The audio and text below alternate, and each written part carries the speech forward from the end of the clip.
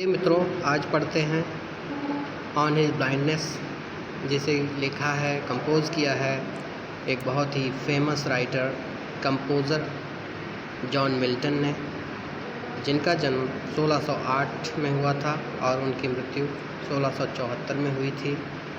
ये 44 वर्ष की अवस्था में ही पूरी तरह से अंधे हो गए थे और चूँकि अपने अंधेपन पर इन्होंने इस पोएम को लिखा है, तो आइए देखते हैं किस तरह से उन्होंने अपने अंधेपन का जिक्र इस सुंदर सी कविता में किया है। जैसा कि उन्होंने लिखा है, When I consider how my light is spent, जब मैं सोचता हूँ कि किस तरह से मेरी आँखों की ज्योति ख़त्म हो गई, half my days, मेरी आधी ज़िंदगी से पहले ही, अर्थात मेरी ज़िंदगी के आधे दिनों से पहले ही, in this dark and world and wide, और मुझे इस अंधेरे और विस्तृत संसार में अकेला छोड़ गई। एंड दैट वन टैलेंट, और अपनी उस एकमात्र योग्यता के बारे में बताते हुए कहते हैं जो कविता करने की शक्ति थी, अर्थात वो कहते हैं एंड दैट वन टैलेंट, और वो एकमात्र योग्यता जो कविता करने की शक्ति थी, योग्यता थी मेरे अंदर, which is death to hide, जिसे मौत केवल छीन लेने के लिए अथवा हम लोगों से छिपा लेने के लिए आती है। एकमात्र वही शक्ति, वही योग्यता मेरे अंदर बची रही। लॉज्ड विद मी यूजलेस, और वो भी मेरे पास बेकार बची रही। दो माई सोल मोर बेंट, यद्यपि मेरी आत्मा का अत्यधिक झुकाव था टू सर्व, सेवा करने का, देयर विद, इसी से, विद माई मेकर, मेरे बनाने वाले की, अर्थात मेरे सृष्टा की। यद्यपि इस कविता करने की शक्ति जो मेरे पास मुझे बेकार सी प्रतीत हो रही थी, मेरे पास बची हुई थी, मैं इस कविता करने की शक्ति से ही अपने सृष्टा, अपने बनाने वाले अर्थात ईश्वर की सेवा करना चाहता था, क्योंकि मेरा झुकाव, मेरा लगाव ईश्वर के प्रति अधिक था। एक बार पुनः देख लेते हैं। When I consider how my light is spent, when I consider, जब मैं सोचता हूँ, consider, think, how my light is spent, किस तरह से मेरी नेत्र ज्योति समाप्त हो गई, spent, खर्च हो गई, half, before, half my days, पहले ही, half my days, मेरे आधे दिनों के, अर्थात मेरी ज़िंदगी के आधे दिनों से पहले ही किस तरह से मेरी नेत्र ज्योति ख़त्म हो गई। And it left me in this dark and wide world, और वो कहते हैं इन this dark world and wide, और मुझे इस अंधेरे और विस्तृत संसार में छोड़ गई। That one talent, and he tells us again, और वो हमें पुनः बताते हैं दैट वन टैलेंट, वो एकमात्र योग्यता, which is death to hide, जो मौत होती है, मौत आती है तो उसे छिपा ले जाती है, हमसे छीन ले जाती है। लॉज्ड विद मी, मेरे साथ रुकी रही, मेरे पास रुकी रही, यूजलेस, बेकार, जिसका मैं कुछ भी नहीं कर सकता था। दो माई सोल, यद्यपि मेरी आत्मा, मोर बेंट, मेरी आत्मा का अत्यधिक झुकाव था, टू सर्व, सेवा करने का, देयर विद, इससे, माई मेकर, अपने बनाने वाले की, अर्थात अपने ईश्वर की इसी एक टैलेंट से, इसी कविता करने की शक्ति से सेवा करने का मेरा झुकाव बहुत अधिक था। मैं ईश्वर की सेवा में, ईश्वर की प्रशंसा में अपनी कविता करने की शक्ति के द्वारा ही पदों की रचना, कविता की रचना करना चाहता था, और उसकी सेवा करने का यही एक तरीका मेरे पास बचा था। And present, but I was afraid of being child, और यद्यपि मेरे अंदर एक भय भी था कि कहीं, एंड प्रेजेंट, और मैं प्रस्तुत करूं माई ट्रू अकाउंट, मेरा सच्चा चिट्ठा, मेरी ज़िंदगी का सच्चा खाता जब मैं ईश्वर के सामने प्रस्तुत करूँगा तो मुझे भय था लेस्ट कहीं ऐसा ना हो ही वह यानी ईश्वर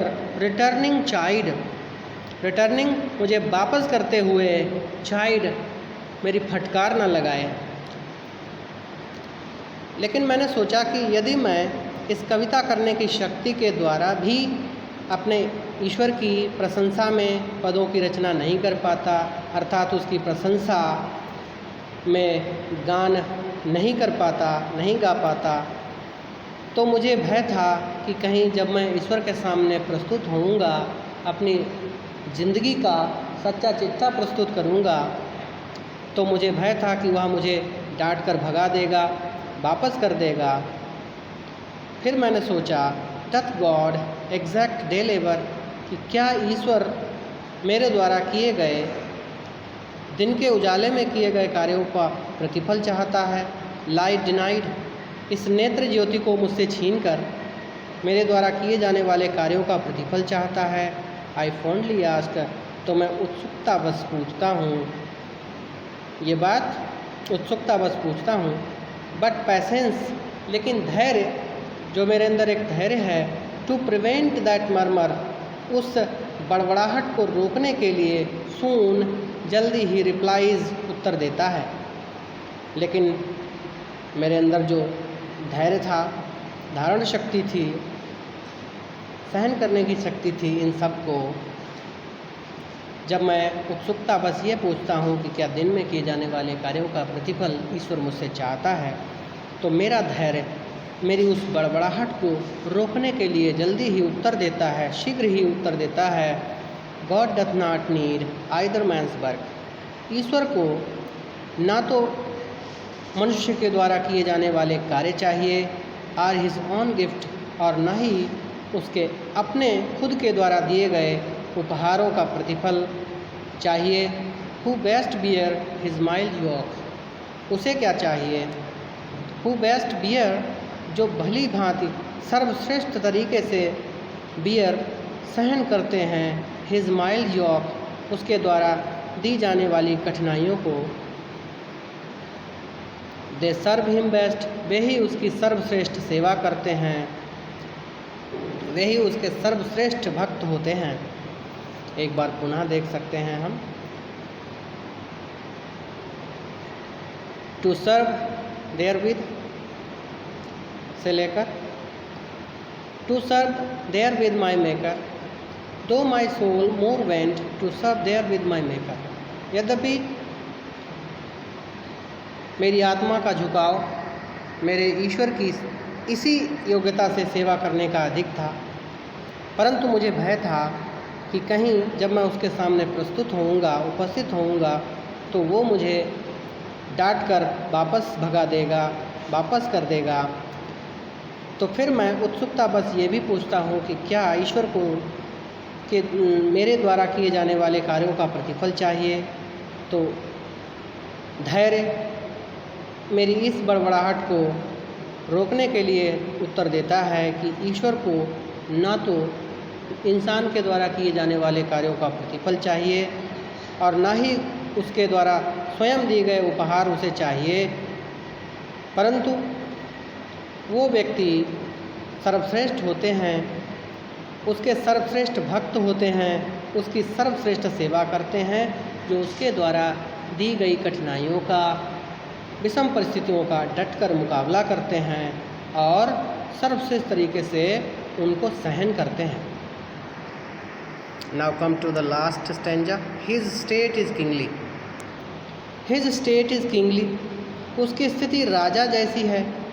थाउजेंड्स हजारों की संख्या में उसके भक्त, थाउजेंड्स ऑफ हिज डिवोटीज हजारों की संख्या में उसके भक्त, एट हिज बिडिंग उसके एकमात्र आदेश देने पर स्पीड तेजी से दौड़ पड़ते हैं, and post over land and ocean और इस पृथ्वी पर और समुद्र पर अर्थात जल और थल सर्वत्र दौड़ने लगते हैं, विदाउट रेस्ट बिना आराम किए उसकी इच्छा पूर्ति करने के लिए। जल थल सर्वत्र दौड़ने लगते हैं और तब तक दौड़ते रहते हैं जब तक उसकी इच्छा पूर्ति नहीं हो जाती। दे आल्सो सर्व, वे भी उसकी सेवा करते हैं। Who only stand and wait, जो केवल खड़े रहते हैं और खड़े रहकर ही उसकी प्रतीक्षा करते हैं। अर्थात खड़े रहकर प्रतीक्षा करने का तात्पर्य है ईश्वर में मन लगाकर, ईश्वर भक्ति के द्वारा, जप और तप के द्वारा समस्त प्रकार के कर्म और कर्मों से अपने आप को विरत रखते हुए जो उसकी प्रतीक्षा करते हैं भक्तिभाव से, वह भी उसके सर्वश्रेष्ठ भक्त होते हैं और उसकी सर्वश्रेष्ठ सेवा करते हैं। मित्रों, समझने के लिए यदि आपको इसमें कठिनाई प्रतीत हो तो आप कठिन शब्दों को अंडरलाइन करके मेरे पास भेज सकते हैं और मैं उनका उत्तर आपको व्हाट्सएप के माध्यम से दे दूँगा। बाकी सब ठीक है, जैसा उचित लगा वैसा मैंने आपको इसका आंसर बताया।